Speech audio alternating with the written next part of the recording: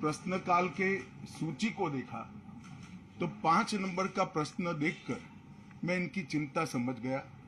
5 number के प्रश्न है राजीव गांधी फाउंडेशन के FCRA रजिस्ट्रेशन को रद्द करने के बारे में।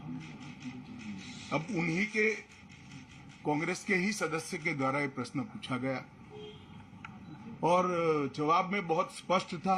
अगर मौका देते तो मैं सदन के पटल पर भी बताता कि राजीव गांधी फाउंडेशन को 2005-6 और 2006-07 के वित्तीय वर्ष में चीनी दूतावास से 1,35,00,000 रुपए का अनुदान प्राप्त हुआ था।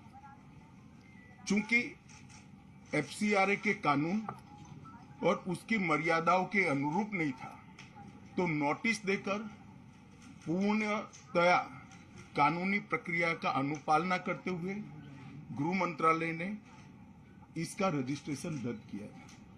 फाउंडेशन ने अपना रजिस्ट्रेशन सामाजिक कार्यों के लिए करवाया है और ये जो राशि चीनी दूतावास से मिली, इसका उपयोग भारत चीन संबंधों के विकास पर शोध करने के लिए ये पैसा दिया गया।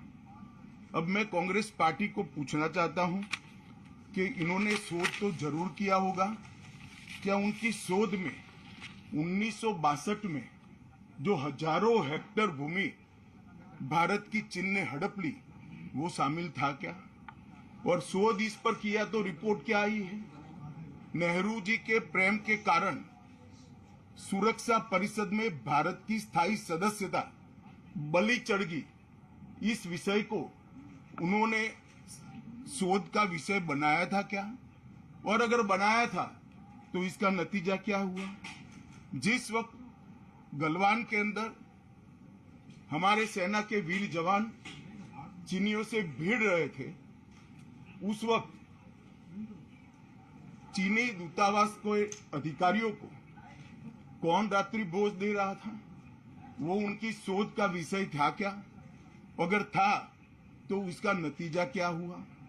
जब उनकी सरकार थी तो 2006 में भारत में चीन के दूतावास ने पूरे अरुणाचल और पूरे नेफा पर दावा कर दिया।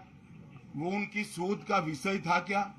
अगर शोध हुई तो उसका नतीजा क्या हुआ?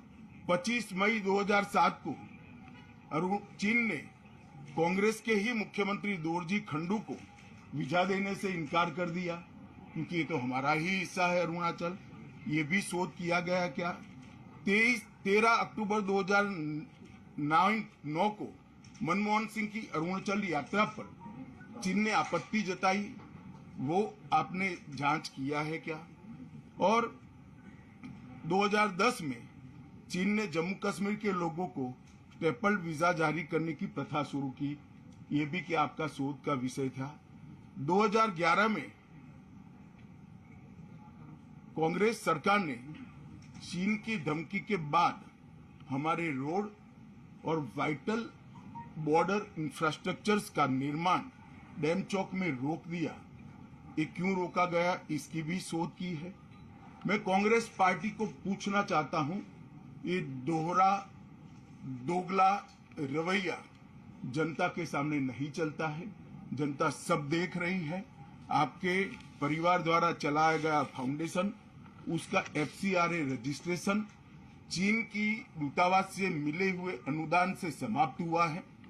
आपके ही समय में हजारों किलोमीटर भूमि अवैध रूप से हमसे हड़प ली गई है।